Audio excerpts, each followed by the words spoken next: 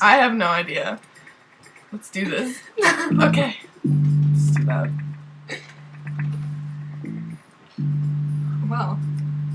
The good doctor stood, turned to the table, flushed when he felt Sherlock rise behind him, reaching for a small object that he had been there all night. John briefly wondered why Sherlock hadn't remarked on it. Wondered if he had tried this earlier, if he had. Mysterious. With a tap of a few gestures, John made his preparations. Then he turned toward his lover. The delicate cup of its own shell was a simple, perfect, raw egg yolk. Sherlock blinked at it several times, but it was clear he had no idea where this was going, which was fucking fabulous.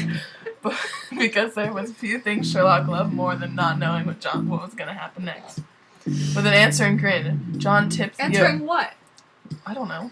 And tipped the egg yolk into his own mouth, pulled Sherlock close by his hips. Raw? Yes. Oh. Still, the detective wasn't sure what was expected of him. When John opened his mouth a little, stood on tiptoe. Oh.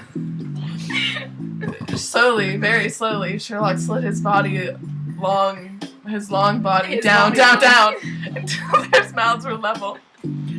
One of them, John maybe, is really short. I know. I like imagine him slithering down. Maybe both groaned a little, and then each tilted his head to the right, and breathing fast, John leaned in, lips barely touching, slid the raw egg yolk from his mouth into Sherlock's. Now it was a sure thing. Both moaned. Then slowly, oh fucking hell, even that is sexy slowly, Sherlock moved out of his crouch, sliding his body up along John's body, thigh dragging between John's legs, up against his very hard-on, until Sherlock was finally standing his full height, holding John's head, tilting his chin up, and then ghosting their lips together with exquisite delicacy. It took him a really, really long time to stand up. Yeah, passing the yolk from his own mouth back into John's. Okay, pausing here for a brief message. From the outside looking in, what's going on may seem odd. One may be giving thoughts of lines of, well, that's not very sanitary, or salmonella comes from raw eggs, you know. And you know what? Notes. Yes, duly noted.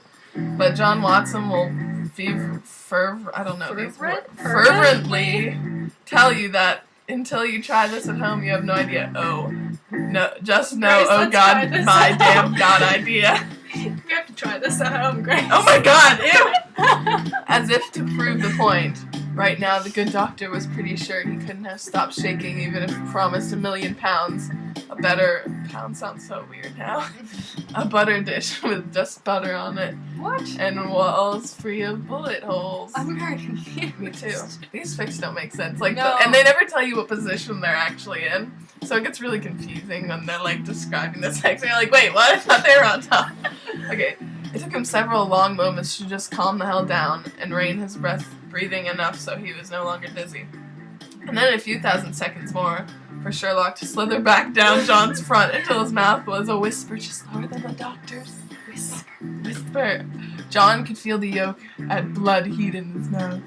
It was slick and delicate and seemed to tremble on his tongue. Some criminal part. Gag reflex or whatever would make him swallow it by now. You know, like you can't hold water in your mouth for a really long time. It's not water. It's on his tongue. Okay.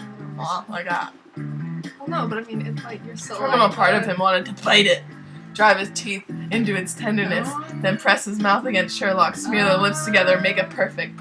So basically, they want to make out with egg yolk. Instead, he leaned slowly in, and this time the yolk was propelled on a slow moan as it slipped between John's lips through Sherlock. It was then that John realized how heavy Sherlock was. For that few seconds, he was quite possibly supporting half the other man's weight. Then those moments passed, and his lover rose slowly, as he'd done before, the press of his cock wordless affirmation that he was doing to him exactly what it was doing to John.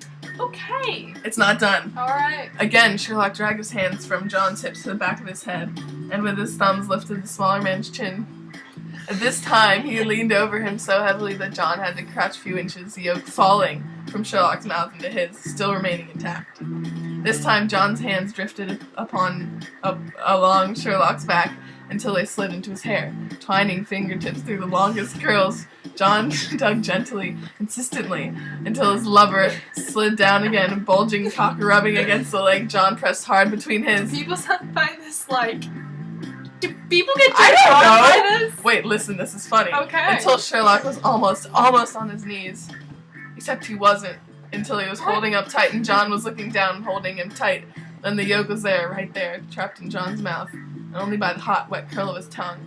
And it took him a long, long time to lean over, so long to get close enough that he could unfurl that tongue bit by bit until it pushed between Sherlock's lips, slipping the soft, slick, wet, oh God, yes, wet, tender morsel into his waiting mouth. Sherlock grunted low and long once, twice, 3 times. The 4th grunt turned into a ragged, low groan. Sherlock's cheeks flushed with scarlet and going heavy and boneless in John's arms.